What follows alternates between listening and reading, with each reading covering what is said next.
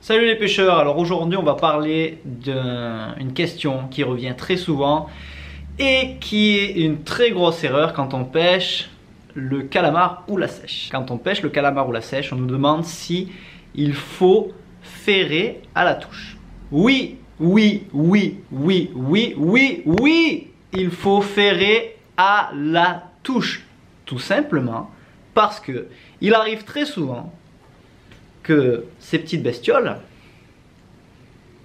n'attrapent que le devant de votre turlute ou alors juste le milieu comme ça.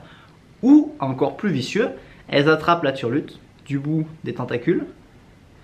et hop, vous sentez qu'il y a au bout de la canne du poids, vous ramenez, donc elle va venir et au dernier moment, quand elle va vous voir ou quand elle va sentir la supercherie, que ça tire trop, elle voit le quai, les cailloux arriver, tout simplement, elle va lâcher. Et ça, il n'y a rien de plus frustrant que de voir la bestiole lâcher à nos pieds. Et combien de fois on entend des histoires avec les personnes: ah, je comprends pas, j'avais un gros calamar ou une grosse sèche, elle est arrivée au bout du quai et hop, elle a lâché. Eh bien oui les gars, parce que vous n'avez pas ferré, elle a juste mis ses pattes dessus, elle l'a tenue parce que ça lui plaisait, et au dernier moment, ploup, elle est partie, elle a lâché, parce qu'elle n'est pas bête, la bête. Parce que ces bestioles, elles sont très malignes, elles sont très curieuses, et il arrive parfois qu'avec votre turlute, elles viennent juste mettre leurs pattes, comme ceci sur le côté, pour tâter ce que c'est, elles arrivent, et hop, elles posent leurs pattes dessus, ou alors, elles vont poser juste leurs pattes à l'arrière, comme ça, et elles vont partir avec. Sauf qu'à ce moment-là, quand vous allez commencer à ramener, elles vont pas comprendre ce qui se passe, elles vont se laisser tirer tranquille, et quand elles vont vous voir sur le quai,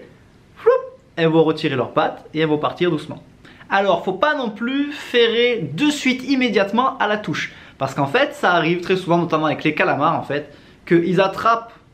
votre turlute avec les deux pattes, les deux longues pattes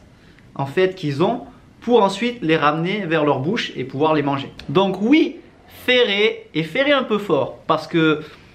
des fois si on donne juste un petit coup comme ça va pas forcément bien planter. Alors quand la ligne elle est loin dans l'eau, il y a un peu d'élasticité, donc ferrer fort comme si c'était avec un leurre. Par contre après ne tirez pas comme une brute, parce que ces bestioles elles ont quand même une peau qui se déchire assez facilement, donc réglez bien votre frein, ne ferrez pas comme un barbare mais ferrez, ok?